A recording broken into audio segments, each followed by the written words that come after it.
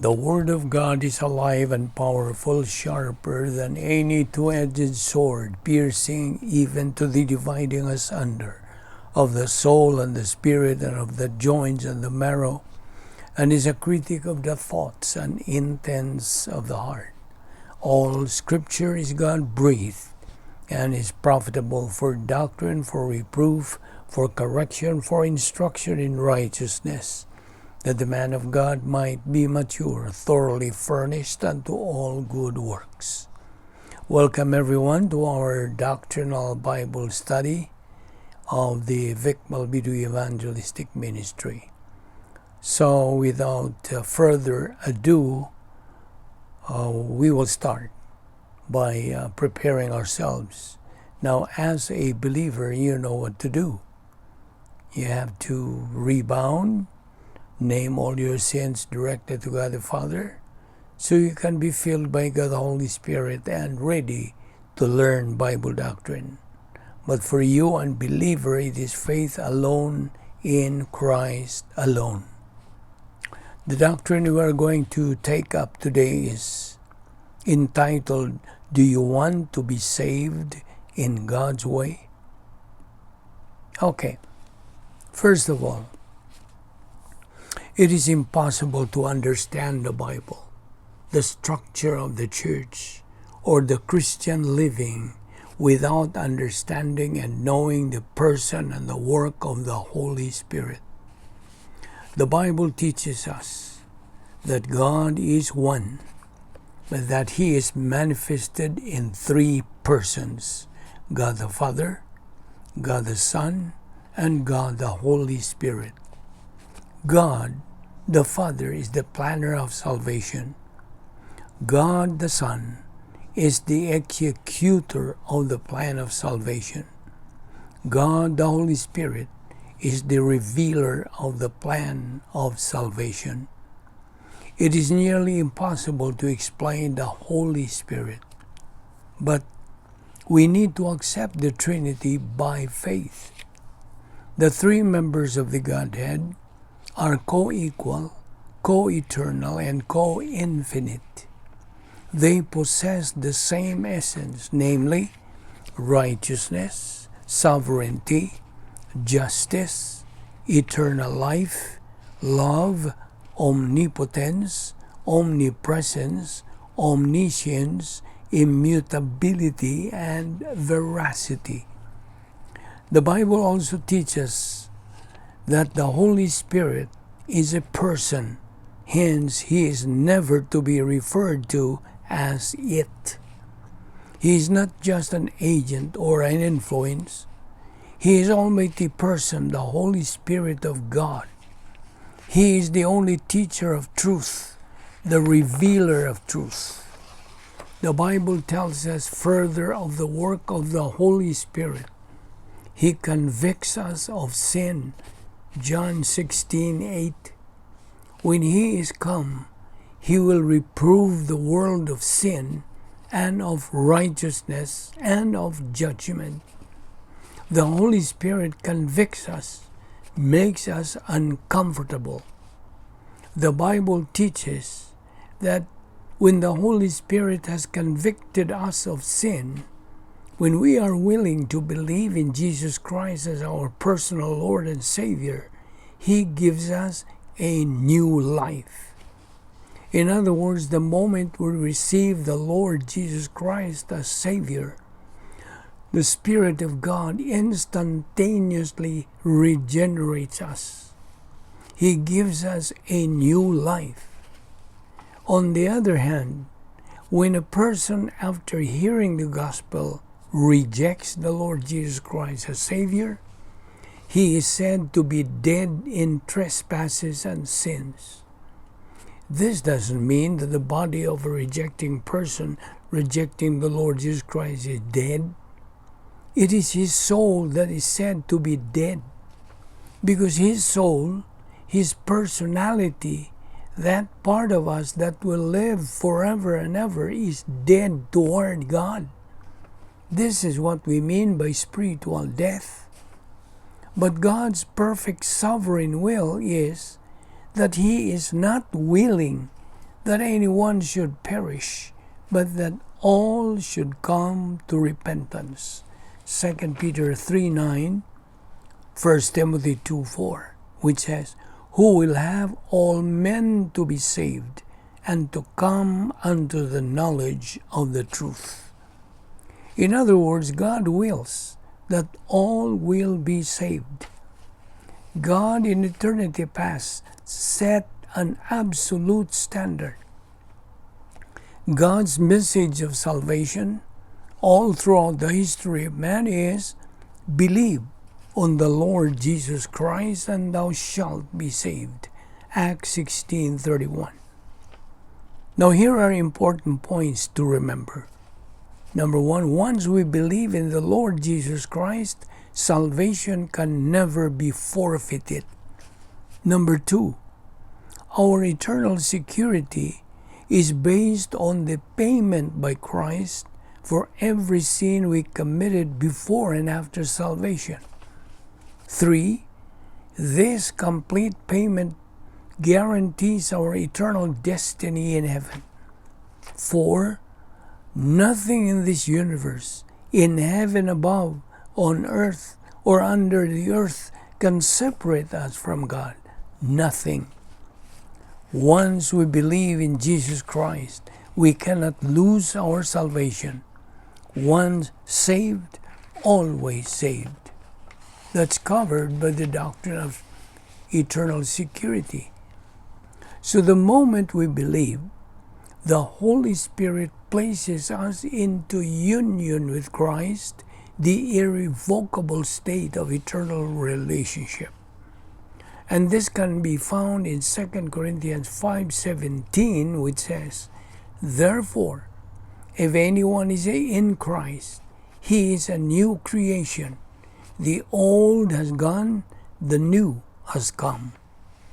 The scripture designates this union with Christ by the phrase, in Christ. For as in Adam all die, so also in Christ all shall be made alive. 1 Corinthians 15:22.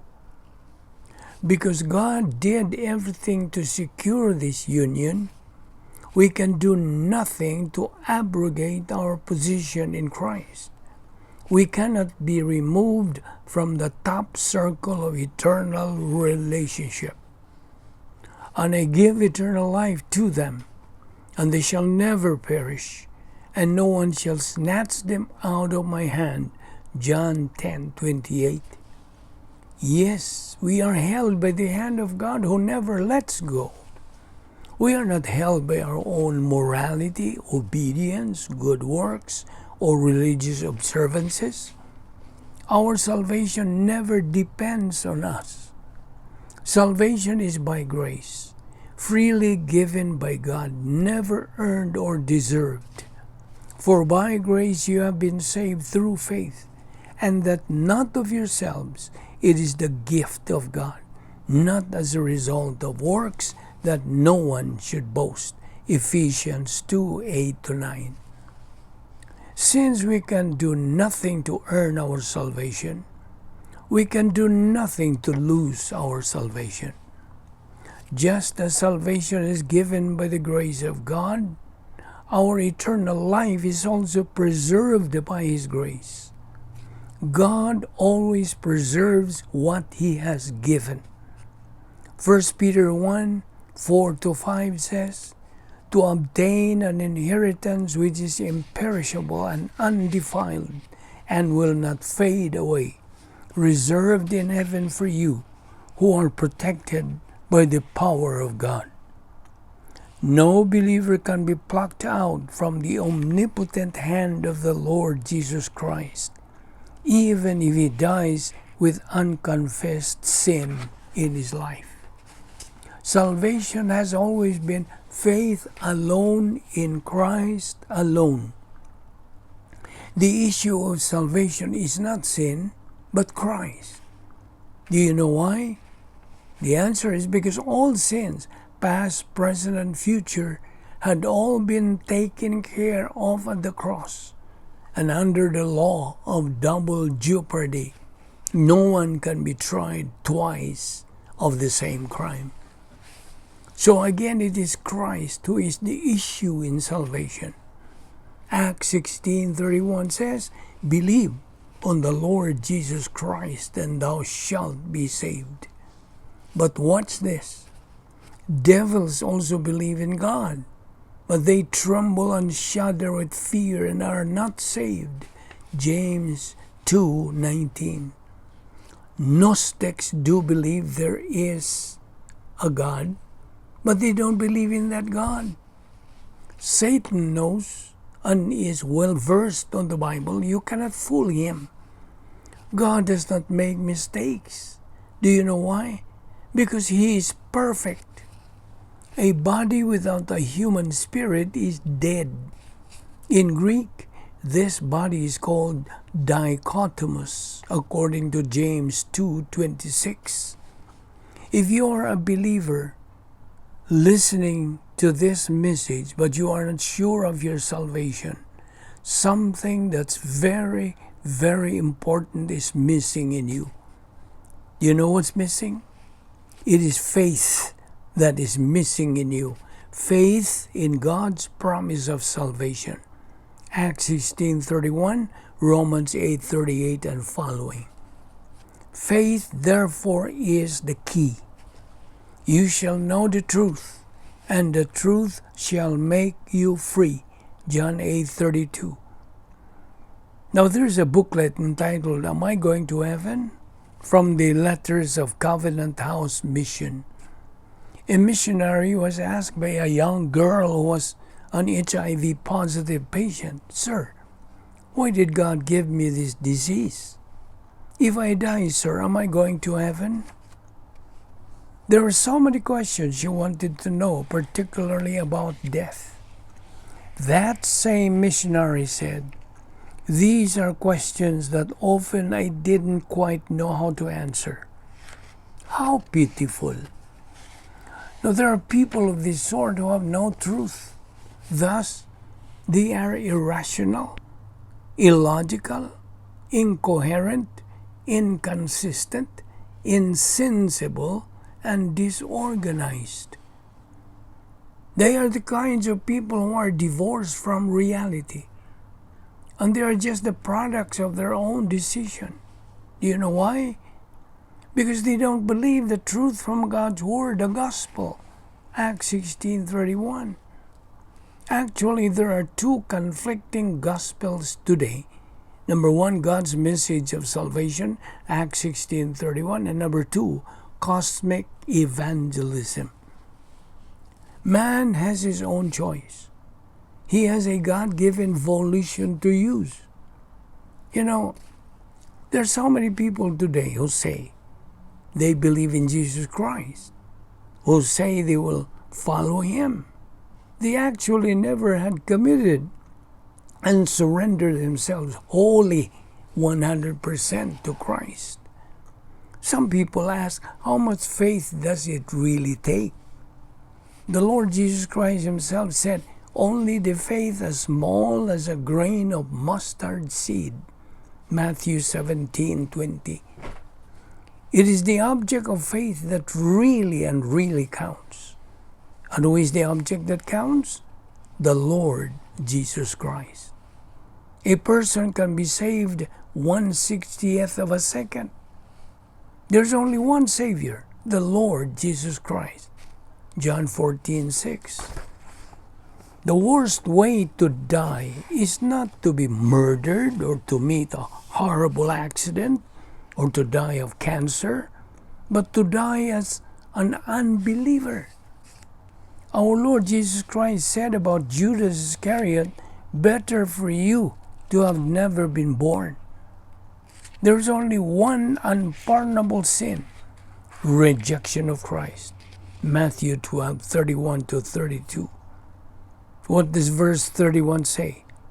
Wherefore I say unto you, all manner of sin and blasphemy shall be forgiven unto men, but the blasphemy against the Holy Spirit shall not be forgiven unto men. Verse 32. And whosoever speaketh a word against the Son of Man, it shall be forgiven him. But whosoever speaketh against the Holy Spirit, it shall not be forgiven him, neither in this world, neither in the world to come. One can be saved only by one way. There is no other way. This one way to be saved is God's way. It is faith alone in Christ alone. But there is one sin that Christ did not and could not die. It is the rejection of himself. Attitude towards Christ determines one's eternal future.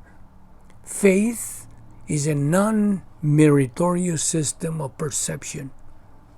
You see, God's declared will is that He is not willing that anyone should perish, but that all should come to repentance. 2 Peter 3:9. God wants all men to be saved. 1 Timothy 2:4. If you truly seek me, you will find me. Jeremiah 29:13. Every unbeliever who dies today goes to torments. Now, if we can only make a phone call to any unbeliever who is in torments today and ask him if he wants to believe in Christ, he will absolutely respond with a big yes. But it's too late for him to do so, because these people have already reached their PNR, point of no return.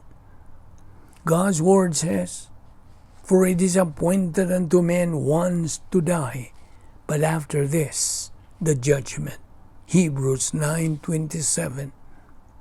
When an unbeliever receives Christ as Savior, the angels in heaven rejoice over one sinner who repents.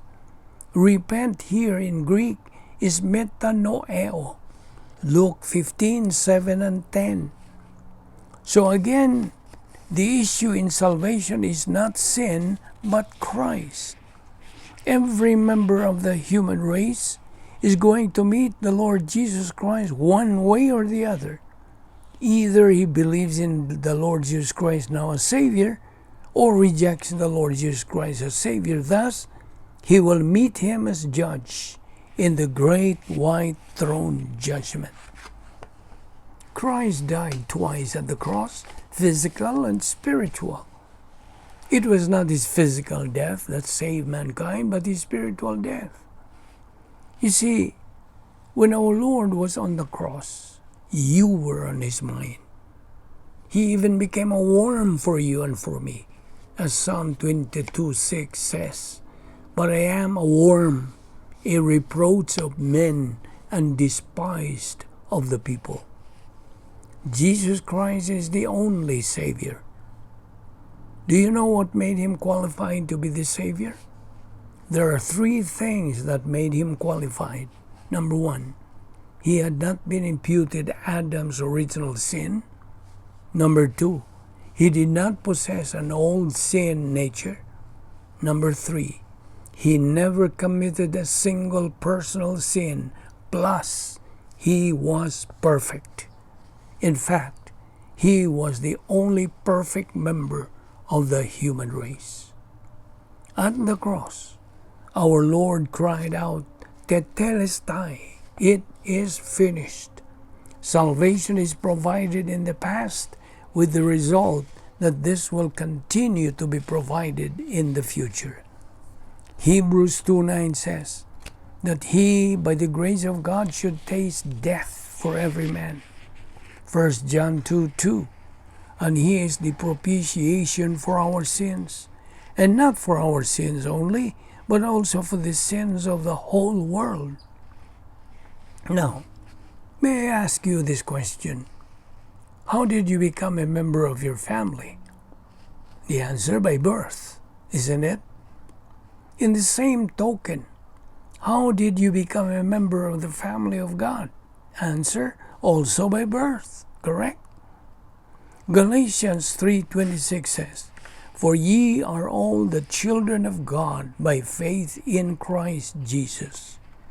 1 Peter 1:4, "We have an inheritance reserved in heaven, An inheritance is not based on works, but by birth. God's plan runs everybody's life. No one can escape from it. Now, there are three kinds of truth: the laws of divine establishment, gospel, and Bible doctrine. The gospel is for unbelievers. Bible doctrine is for believers. Now, you might ask, what do you mean by God consciousness? Answer: it is a point that every human being reaches in life, usually at ages 2 or 3 and up. A person who has a negative attitude towards any of the three kinds of truth that I just mentioned is a person who is dishonest, stupid, wasting his life. Thus, he is a miserable person that Satan wants him to be. And you might ask again, who is Satan? Answer: Satan, from Shatan, meaning accuser or adversary, is the arch enemy, avowed enemy of God, who has a goal for every member of the human race. And that goal is to prevent unbelievers from believing in Christ. And what is Satan's goal for believers? To prevent them from studying God's Word. Thus, they won't be able to grow up spiritually. Satan wants them to become miserable like he is. Remember the principle: misery loves company. Now, religion is Satan's favorite and very effective weapon, leading unbelievers to spiritual blindness and confusion. But you see, in Christianity, salvation is already done, while in religion, salvation still has to be done. See the difference? Salvation is a gift to be received, not a goal to be achieved. If we could earn our salvation, Christ would not have died to provide it. You can have tons of religion without 1 ounce of salvation. No one is so good that he can save himself. And no one is so bad that God cannot save him. God's plan for your life is exclusively tailored for you. God's plan for you is the best and the highest. God the Father is the author of the plan. God the Son is the executor of the plan. And God the Holy Spirit is the revealer of the plan. Our Lord Jesus Christ in John 14:6 says, I am the way, the truth, and the life. No one comes to the Father but by me. Acts 4:12. Neither is there salvation in any other, for there is none other name under heaven given among men whereby we must be saved. 1 Timothy 2:5. There is one God and one mediator between God and men, the man Christ Jesus. Someone was asked, how many gods are there? He replied, only one. How do you know there's only one? He answered back and said, because God fills heaven and earth, so there's room for only one. So, God is inviting you, unbeliever, to respond to his stimulus. In Acts 16:31, believe on the Lord Jesus Christ, and thou shalt be saved. You see, God is perfect. His word is perfect because it comes from him who is perfect. His promise will never fail because he always keeps his word. In fact, God has 7,000 promises for every believer. Some of God's promises include the following: John 1:12, John 3:16, John 3:36, Matthew 10:32, John 5:24, and Romans 8:1. This world is filled with religious people who are proud of their flimsy works of baptism church membership, sincerity, keeping the Ten Commandments, living by the Golden Rule, and a host of other works by which they expect to enter the pearly gates with great pomps and circumstances. You know, very religious people are very lost.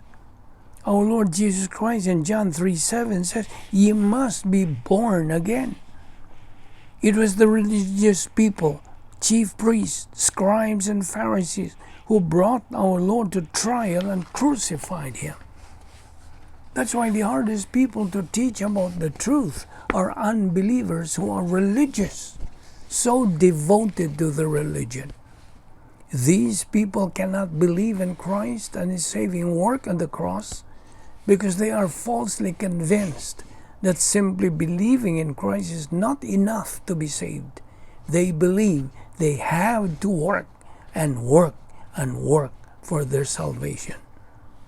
An unbeliever who hears the gospel, the truth of salvation, but refuses to believe it, is likened to a dog that returns to his own vomit, according to 2 Peter chapter 2, verse 22. Unbelievers are the most miserable, most unhappy, most confused people in the world. Worst, unbelievers do not like themselves because they have a very low self-esteem. Unbelievers have no capacity for life. Thus, they are just wasting their time, wasting their ability, wasting their opportunity in life. They have miserably reached their point of no return. But on the other hand, believers are the heirs of God and the joint heirs of Christ. All believers are eternal winners because they have a personal relationship with the God of this universe forever by or through faith on the Lord Jesus Christ. So salvation is still available to everyone at this point in time. Salvation, as we already knew, is grace. It is free to anybody who says yes to it. Grace is all that God is free to do for each of us on the basis of what Christ has done on the cross. You see, man desperately needs God. God does not need us.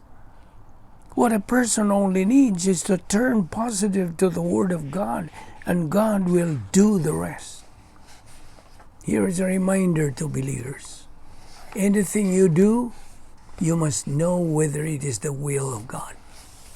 If it is the will of God, give it your full attention. But then if it is not, don't waste your time on it. Forget it. Here's an admonition to unbelievers. A person who rejects Christ as Lord and Savior is like a person who puts gasoline in the bathtub and sets it on fire with him on it. Now take note of the so-called World Wide Web of every believer, so he won't be deceived and blinded by any false doctrine. www.believer.com. First W, what do I believe? Second W, why do I believe it? Third W, where is it found in the Scriptures? Here is a principle to remember. A person who is born once is going to die twice. But a person who is born twice is going to die only once. But also remember this. Christianity was never intended to be merely a fire escape from hell. Being born again is the beginning of a whole new life. Christians are to grow up in grace and in the knowledge of our Lord and Savior Jesus Christ. 2 Peter 3:18. Therefore, believe on the Lord Jesus Christ, and thou shalt be saved.